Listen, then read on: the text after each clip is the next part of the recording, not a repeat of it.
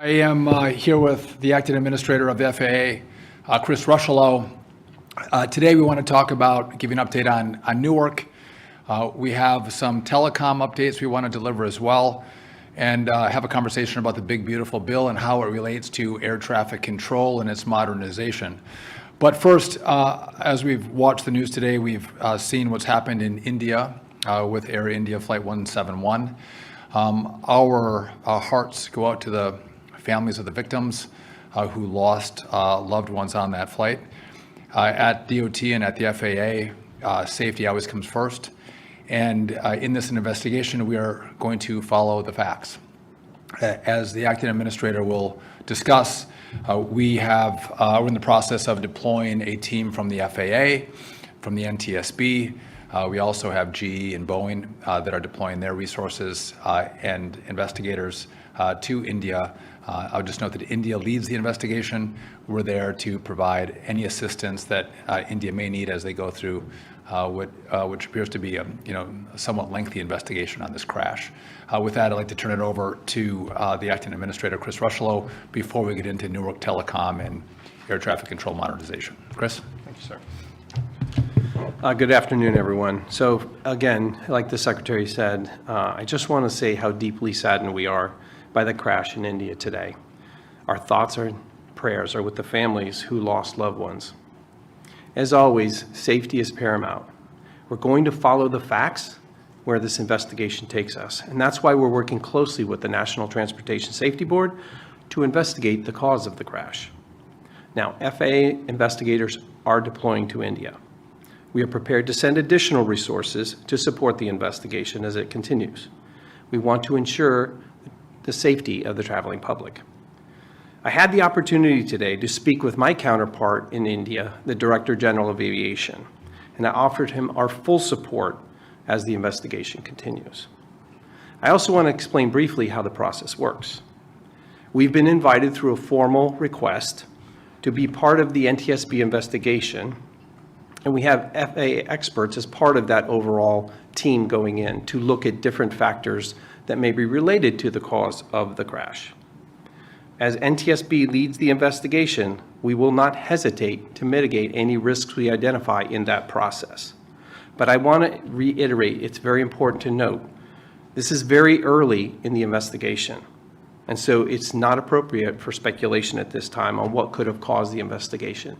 As the Secretary said, we will let the facts lead us, and we will support the NTSB investigation and, of course, the Indian investigation as well, their version of NTSB. So that's what I've got on that right now, sir. And maybe just to reiterate, if there are initial factors of concern in regard to safety, as the administrator noted, we will be made aware and we will take action, because for us, safety is paramount. But whenever one of these planes go down, we take it very seriously and deploy every asset and resource at our avail to assist in those investigations. I'll just note that I just want to commend the FAA. Their team is readily deployable. They are ready at a moment's notice. They have a go bag. They have vaccinations. They're remarkable in how they operate. So kudos to your team. Thank you, Acting Director. Want to move to Newark, just to give you guys some background in where we're at and where we're going. Many of you know that we had a runway under construction. That runway, by the great work of the Port Authority, was completed almost 2 weeks ahead of schedule. That allowed us to shift and increase the number of flights that came out of Newark. Right now, we were at 28 flights per hour. We've now moved that to 34. That was able to happen after that runway was not just completed, but the FAA certified the runway. In addition, we had a telecom problem. You saw and reported on the outages. We had a 30-second outage a couple of times, as well as the scopes went down and had a reboot, so their outage was 90 seconds. Verizon has done great work, record speed. They've laid a new fiber line for us between the Philly Tracon that controls the Newark airspace and N90, which is in New York. They've made this a top priority. Though that line has been laid, we go through extensive testing at the FAA, so that line is not live yet.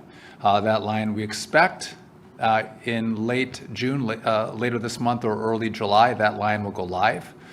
But we also had an issue with how our software program had a glitch in it. So that software at the Philly TRACON was remedied, was fixed, and things have been operating relatively smoothly at Newark. The third component of the problem at Newark has been controllers. We're understaffed with air traffic controllers. We're short 3,000 air traffic controllers in the country right now. In Newark, at the Philly TRACON, we have 22 air traffic controllers. We had several that were on leave. The FAA has deployed another 22 controllers to the Philly TRACON.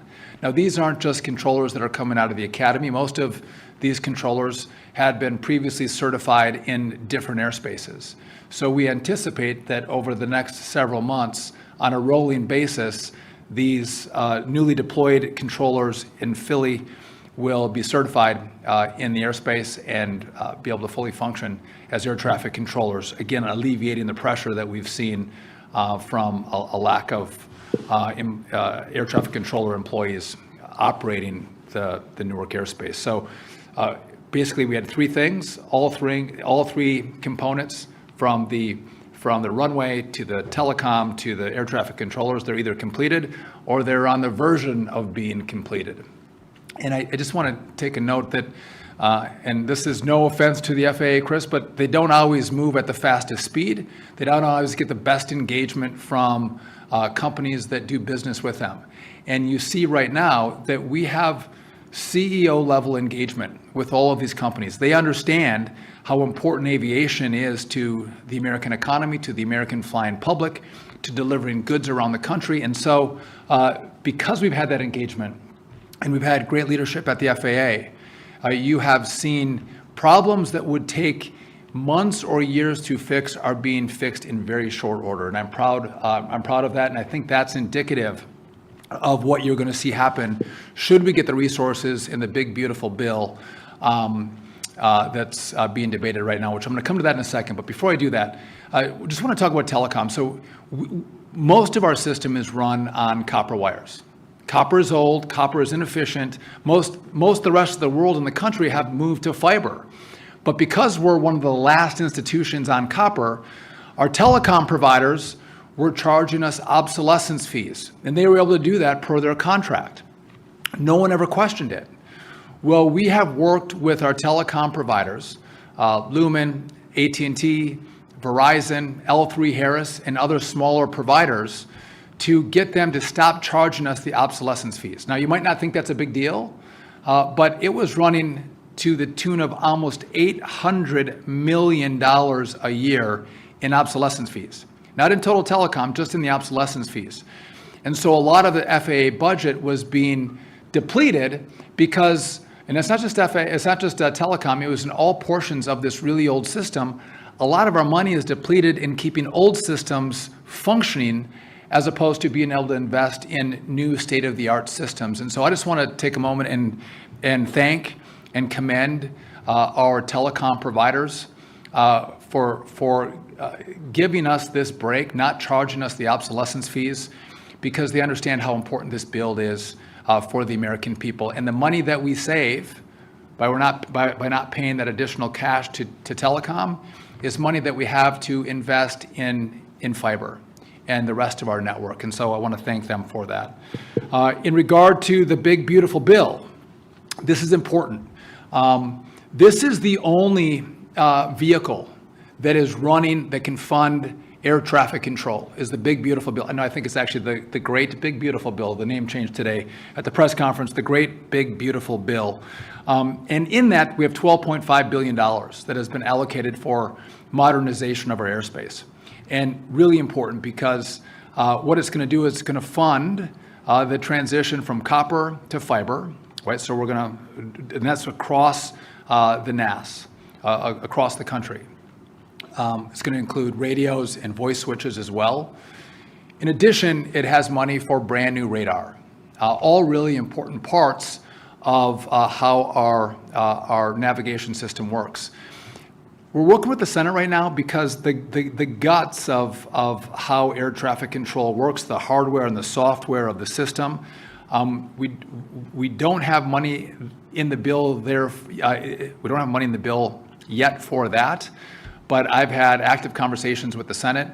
They understand the problem. We're discussing with them additional dollars so we can actually deploy this other part that's really important to our air traffic control system, to build it brand new, to make it state of the art, to deploy every tool at our disposal into the air system, and again, make it more efficient. It's complicated right now. It's only going to get more complicated. Again, there's more need for more planes, more routes, but we also are going to have drones and eVTOLs that are going to be deployed into the airspace.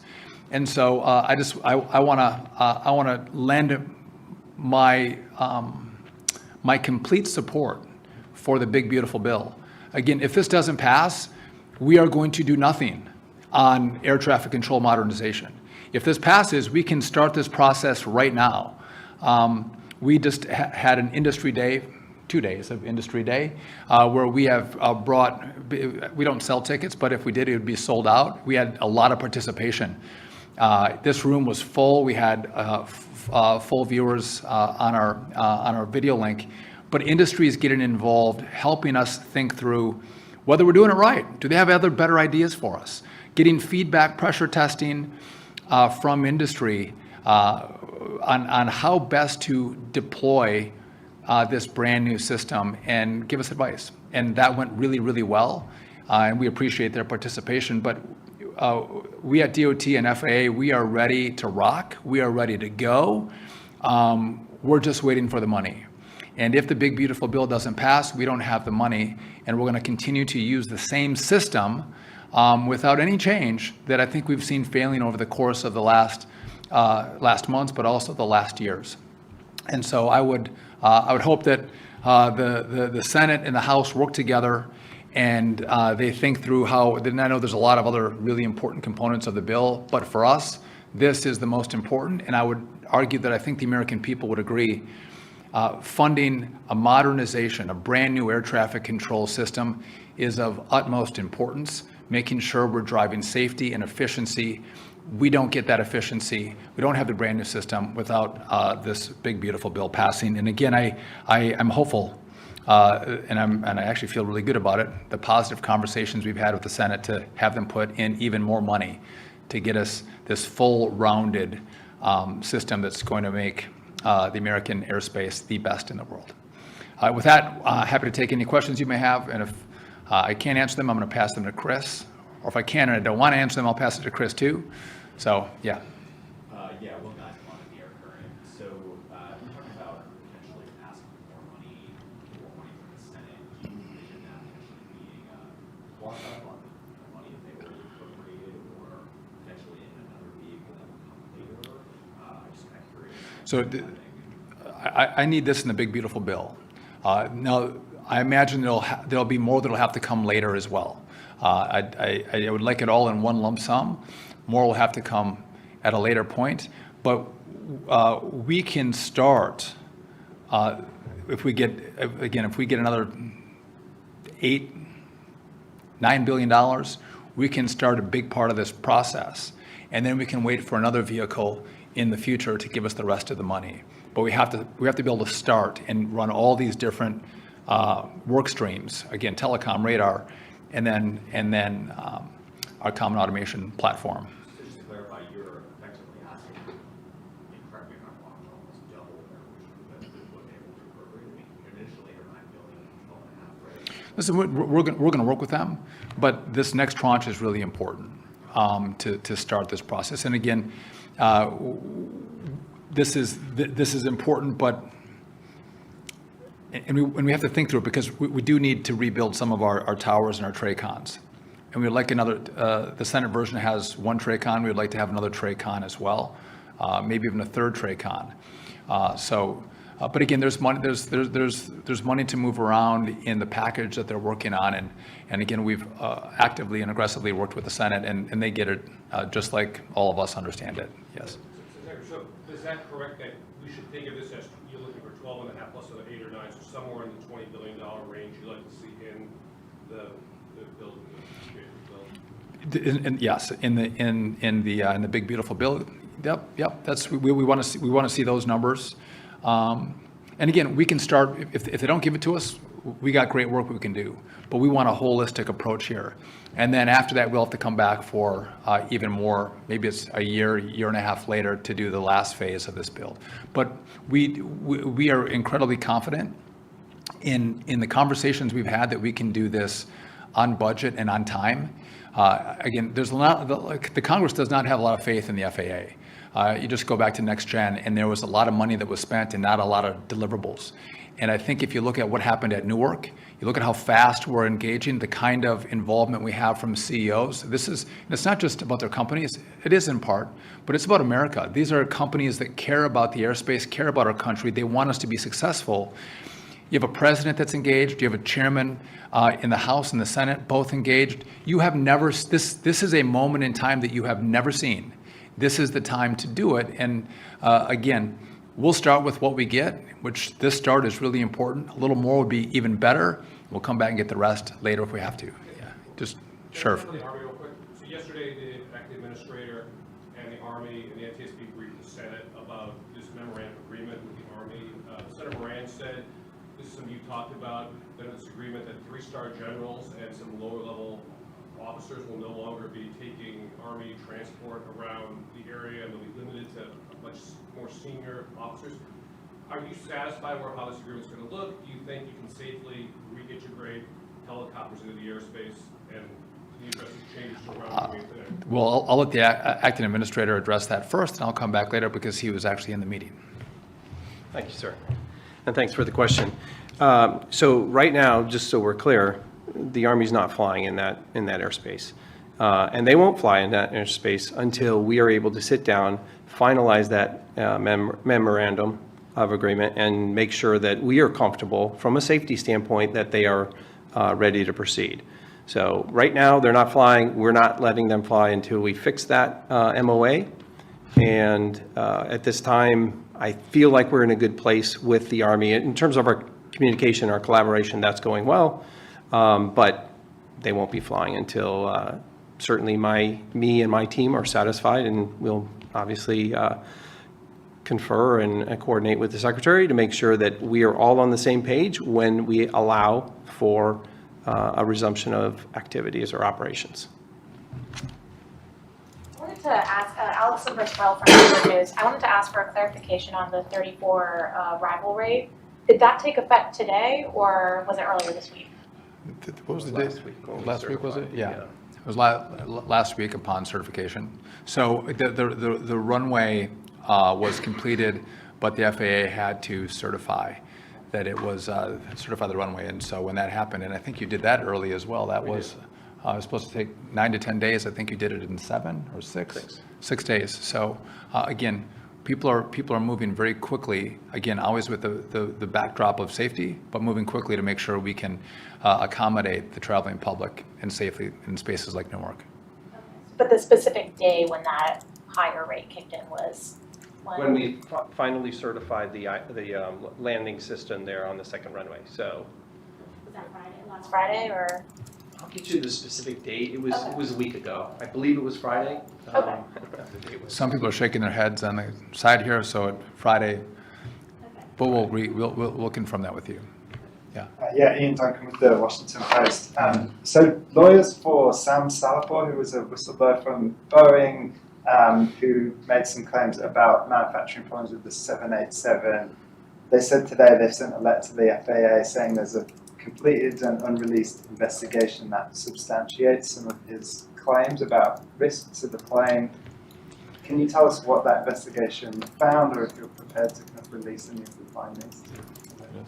Yeah, I'm not aware of the letter that was sent. I'm certainly happy to take a look at that and confer with our counsel to see what we know about it, but I haven't received a letter today.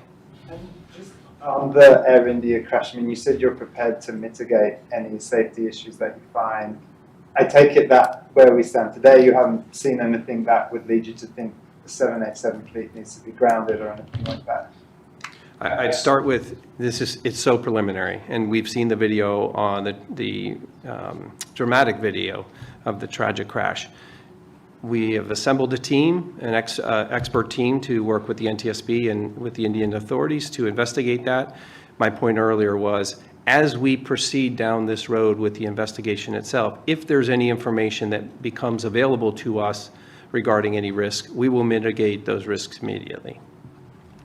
Time for one more, guys. But meaning we don't keep that quiet, we don't, wait 2 years for a report to be released and then make safety changes. If there's a need for a change due to something that we learn on this crash, new information, we make those changes immediately because, again, safety is the top priority, yes. Just to put a finer point on that, there's nothing now that there's lots of people flying in 787s around the world right now. Absolutely. There's no indication. No that indication. people should be concerned about. Yeah, but we have no preliminary information. I just talked to Chair Hamady from the NTSB today. We don't have that information yet. It's very new. Our teams are just going to deploy right now. As the acting administrator mentioned, we were invited to come over by India. They're good partners of ours. We work together really well. So they have to get on the ground and take a look. But again, right now it'd be way too premature. Again, people are looking at videos and trying to assess what happened, which is never a strong, smart way to make decisions on what took place. One more. Yeah, just back to the budget discussion. So, obviously with the bill now in the Senate being quite different than it was when the House skipped, then we'll go back to the House for additional reconciliation, and kind of curious for your appetite if they do end up adding another plus up, sort of your confidence level on the House also potentially agreeing to match that in the final bill. So the House has been fantastic. They have worked very closely with us.